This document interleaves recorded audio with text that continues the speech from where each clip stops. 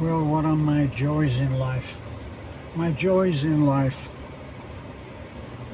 not necessarily in this order. Obviously my lovely wife, my family, and my mission to help. It is actually a joy in my life. I saw a great quote on Facebook very recently. It said, working working at something that is not your passion is work and stress. I'm paraphrasing very badly here, but working at something that is your passion, and to that I would add is your mission. It's tough, but it's not quite the same as work. So what else do I have a passion in doing? I love driving my truck, my Raptor. I can't keep it as pristine as I would love to. I would love to spoil it, not quite putting cushions under the wheels at night, but I would love to spoil it. And I can't, because we live on this muddy road. Hopefully by the end of the year we will not have to constantly live on this muddy road, so I'll actually be able to keep the truck clean. But it is a joy to me. It is a great pleasure to drive. It's just a fun thing to own, and worth every penny. A lot of people thought that the ultimate sign that we are scammers is that we actually bought a Raptor. Well, actually at the end of the day, even though I love it, it is only a truck, and people every day in America drive pickup trucks. They buy and drive pickup trucks. So that was my thing there. Now there's a drawback to having a Raptor, and not only do we have a Raptor, we have a dirty Raptor. So as I've said on a few occasions, when the police were talking to us, they said, now we know who drives the dirty Raptor. So anyway, the problem, what's the downside? What could possibly be a downside to driving a Ford Raptor in my way of thinking? Well, you can't sneak around, if that's what you like to do. You can't go anywhere without people knowing, without recognizing the car, even if or the truck, even if they don't recognize you. So that's a bit of a downside. How did that, when did that last show up as something of a drawback? Today I took all of the family to church. We dropped, the first shift goes off and goes to Timio's church, which has long been the church of the family. Now, who do I drop off there? I drop off Mama, and Lovely goes with Nanai and Lena, and they all go and they support that church. Now, there's been some comments made that we have nothing to do with that church. Actually, we have a lot to do with that church, just by virtue of the 4 people that go to it every Sunday. So I drop them off, and then the rest, that's everybody else. That's Beth and all of our extended family of kids, youngsters, teenagers. Lorraine and Dat are probably the 2 closest in proximity, because they live the closest, and we've known them since they were very small, 8 years, and Dat is only let me see, I think she's about 10 or 11. and of course they are adorable kids. They're adorable because they come from a close family which is still together, which is a wonderful thing for us in our experience, because we deal so often with the result of broken families. Lorraine and Dada come from a solid, loving family, and the parents, in case they are watching this, which is unlikely, have done an incredible job. They are such loving kids, and I was amazed, not amazed, surprised, definitely not shocked, because this is not Beth that's talking now, not shocked. But when the father came to pick up Dada one day, when he arrived, she came out of the house and she went up to her papa and she kissed him on the cheek. I thought that was wonderful. So I'm on the way back now to Taliban, and after I dropped everybody off at the two churches today, I went on to my haven of peace, driving solo, doing whatever I wanted to, listening to music. My music is generally discounted, unfortunately, by Beth. She gets in, and the first sound you hear is click, because she turns my music off.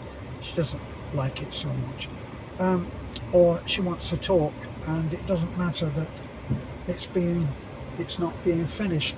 Oh dear, I'm looking at dogs. I'm looking at a mama dog and puppies.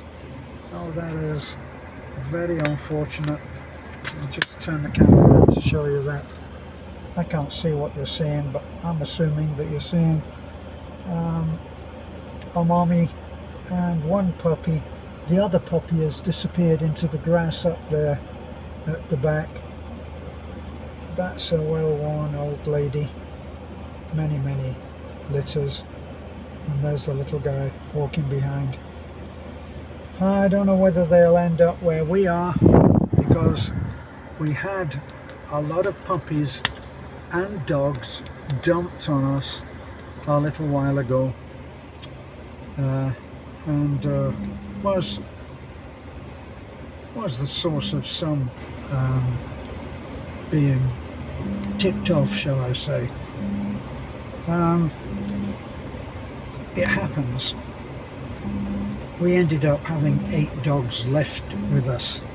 Abandoned is my own expression. And then later, which I thought was a real scumbags thing to do, we suddenly found that we had a tiny puppy that was absolutely ridden with mange. It was supposed to be a black puppy. God invented or created him as a black puppy, and he had so much loss of fur that he was all patches of white. Very regrettable, but we treated that. It's not difficult. We try to support the veterinarian in Taliban, but sometimes it is something that amounts to common sense, because when one of our dogs, I don't know, a year or so ago, had a problem, I bought one pill and it cost 650 pesos. So this time I spoke to my friend Michael, who is the New Zealander expat, but he's also a Mancunian, and he has a farm called Zamora, beautiful place right on the lake, and he's an expert in quite a few things, so I consult him. He breeds fish and is knowledgeable about that. Well, I spoke to him, he was also, this is prior to the pandemic, or I should say pandemic, or the hoax, the great hoax. He was breeding rabbits for meat.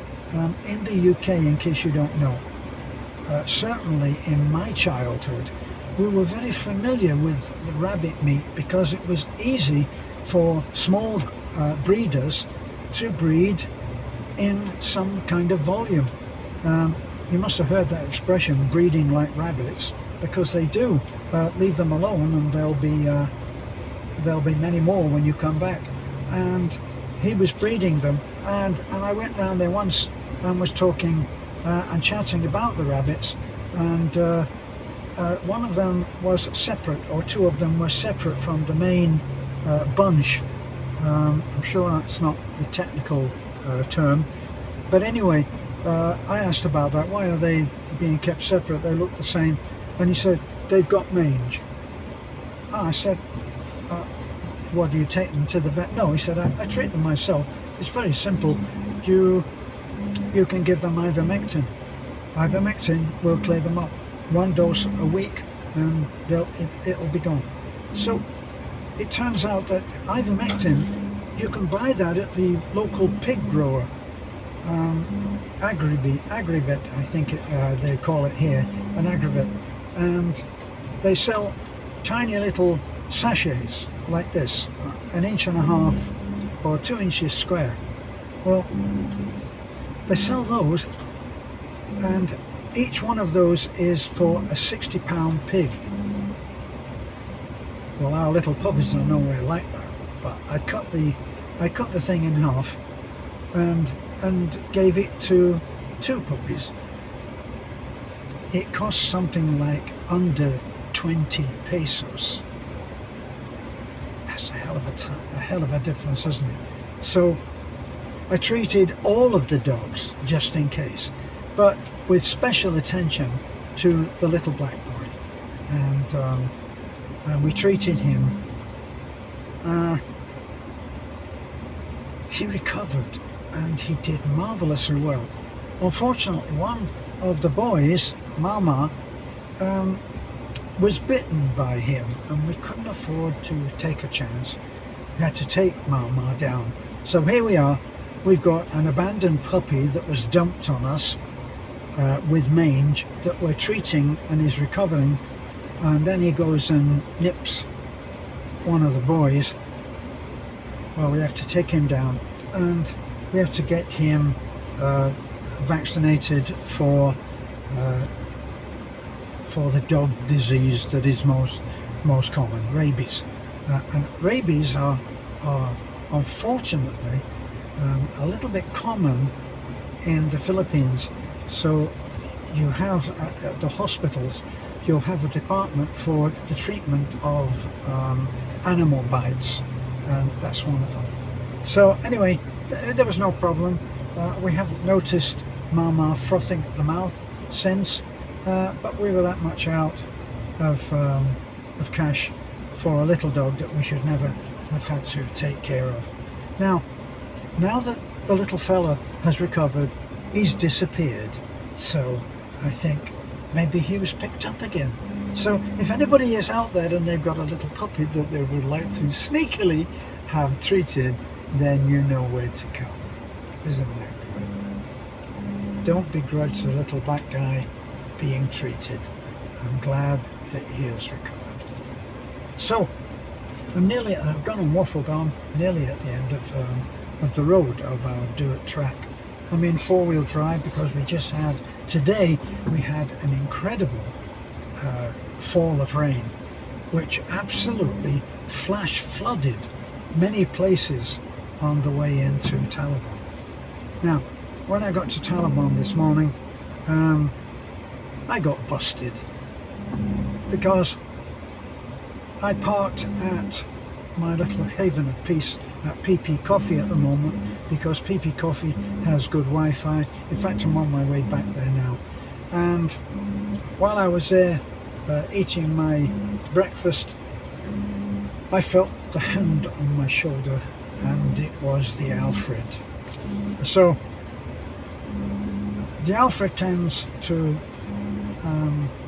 what can I say, he's not user-friendly for those who like to have a 50-50 conversation. He tends to dominate the conversation, but in a lot of cases he really needs to.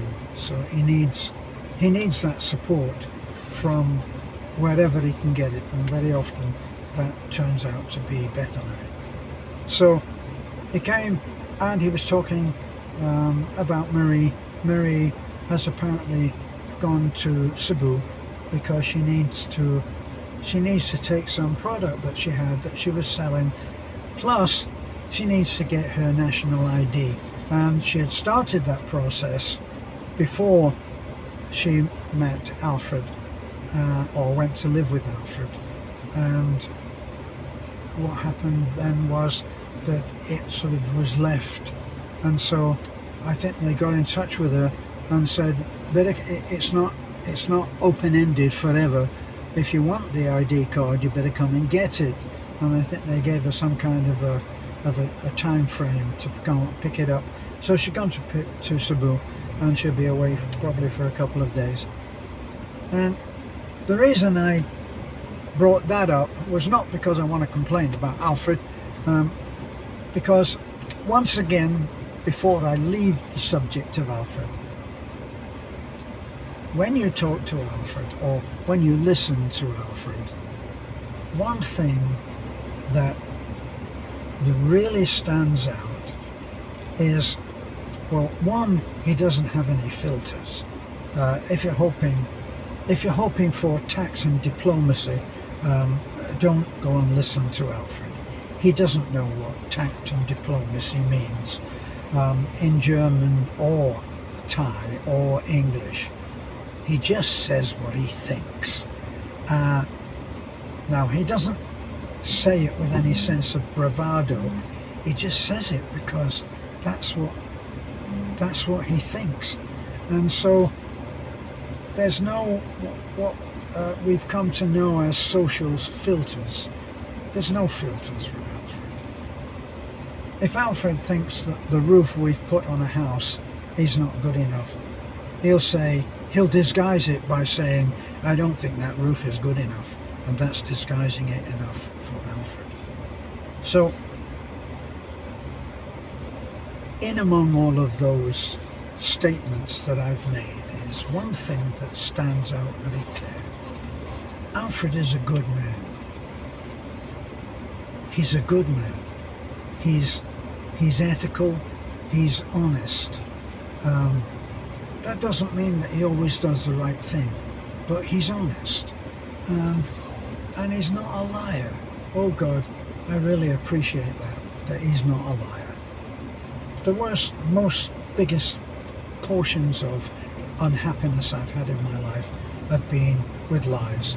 I've told a few myself, and I've had a lot told to me, to the point that I decided a long time ago that I would, social filters apart, I would stick to the truth, and it has stood me in good stead. Nobody gets disappointed later when I can't do something, or when I express an opinion which is not in accordance with their own. So why would this come up when Alfred is the subject? Alfred is he is coming up against one of the biggest blocks. Oops, I'm just looking at people that are coming up here now. Some ladies, that's all. I just need to say hello. Hello. Hi.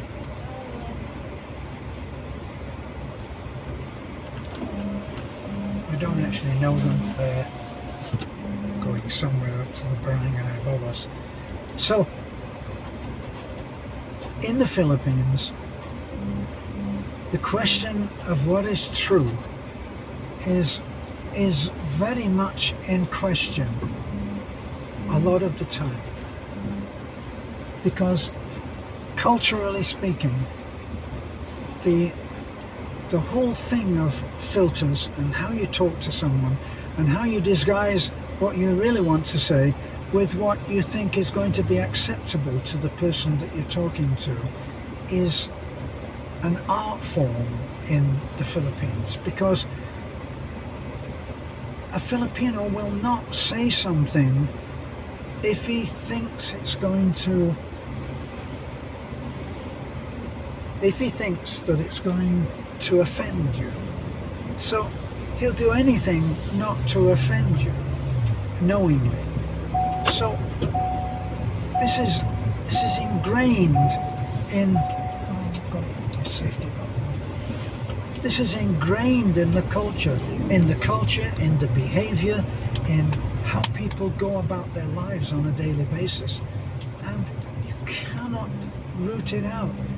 It would be one of those things that if you tried to remove a spot on your face and your face came off, it can't be separated from the culture. They will not deliberately say something which they could avoid by simply dressing it in a different way.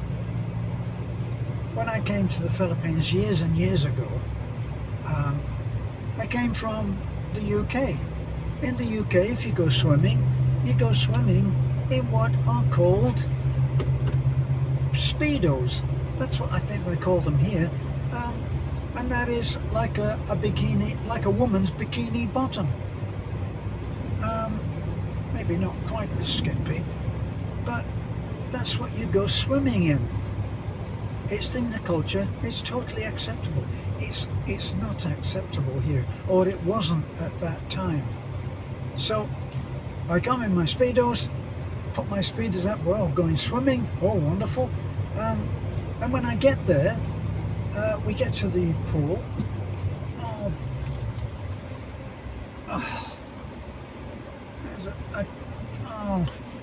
Oh, don't, please, don't, don't.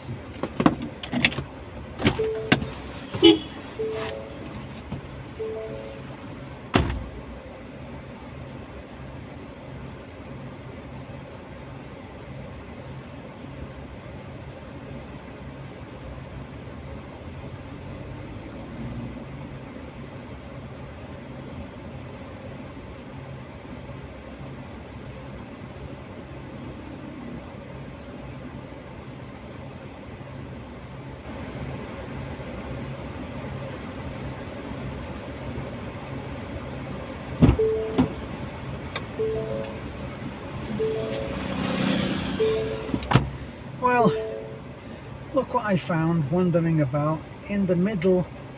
Are you nuts? Are you really nuts, you silly dog?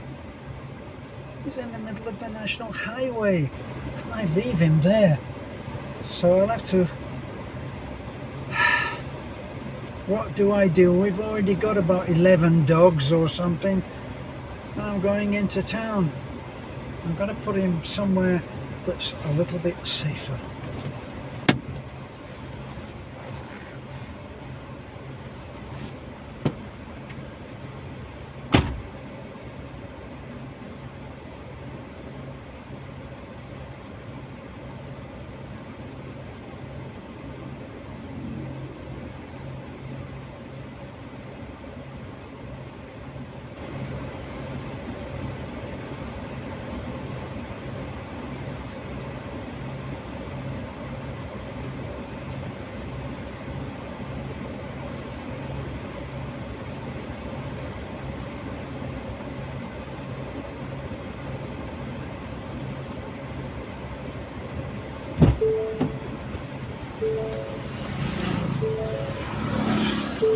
Okay, he's over there.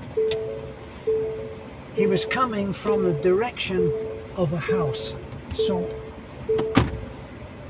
I've taken him and put him by that house, and let's hope that the next time I come down here he's not in a rearranged shape on the road.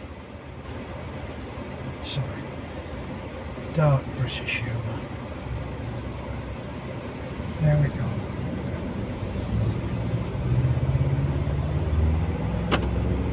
So, these things we see. Now in the Philippines, it might be a dog or a kitten or a cat or whatever. In Florida, it used to be that you'd have to stop for a turtle, because turtles would be making their way from one place to another, A to B, which would be across a road, and people would stop and pick them up and hurry them on their way. In other words, if they were going left to right or A to B, they would help them in that direction, not turn them back the other way, because they'd end up making the trip again and being at risk. So I think we're looking at the idea that it's not the truth, and I think actually I've been waffling on for too long. What is it, 20 odd minutes, and the average the average is about 5 for watching, so I'll leave it here. I hope that for those who are coming to the Philippines, you will take these particular videos, whether made by me or not, or by somebody else, take them and note them, because these are some of the biggest obstacles you will have to your peace and serenity in your new place of living.